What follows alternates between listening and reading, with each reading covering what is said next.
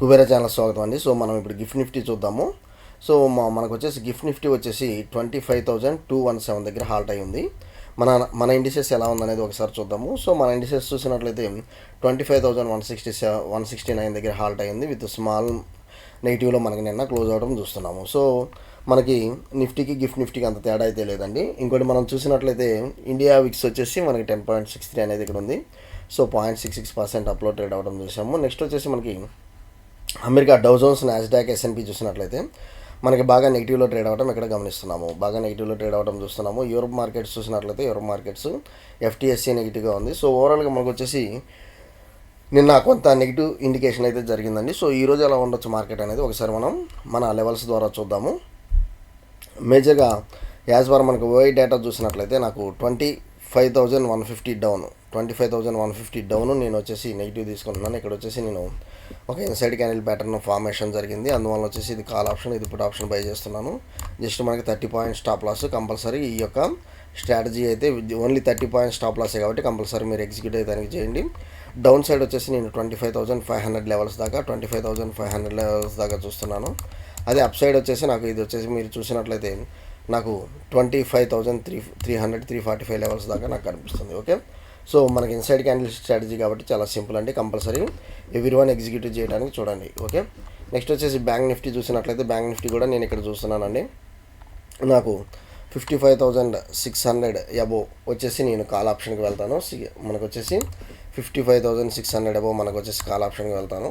And stop loss అయితే ఇది తీసుకుంటానండి. ఇక డౌన్ సైడ్ అయితే మీరు చూసినట్లయితే 55,000 మీరు డౌన్ సైడ్ చూసినట్లయితే నేను ఈ ఎంట్రీ కానేసి తీసుకున్నాను. 55,000 ఇక్కడ వచ్చేసి 420 దగ్గర నేను వచ్చేసి పుట్ ఆప్షన్ వచ్చేసి బై చేస్తాను. నాకు డౌన్ సైడ్ 55,180 దాకా కనిపిస్తుంది. సో నాకు అప్ సైడ్ వచ్చేసి 55,800 తీసుకుంటాను. డౌన్ సైడ్ 55,180 అనేది తీసుకుంటాను. మనకి స్టాప్ లాస్ అయితే కంపల్సరీ మీరు వచ్చేసి కంపల్సరీ స్టాప్ లాస్తోనే ట్రేడింగ్ అయితే చేయాలండి. Okay, to minimize losses. Okay, and mostly మనకు వచ్చేసి నేను బజాజ్ ఆటో మీద చాలా బజాజ్ ఆటో వచ్చేసి నాకు ఆల్ టైమ్ హై వచ్చేసి 13,000 దాకా ఉంది. స్టిల్ నేను బజాజ్ ఆటో వచ్చేసి మనకు చూసినట్లయితే మంత్లీ క్యాండిల్స్, గ్రీన్ క్యాండిల్స్ అయితే ఫార్మేషన్ జరుగుతుంది.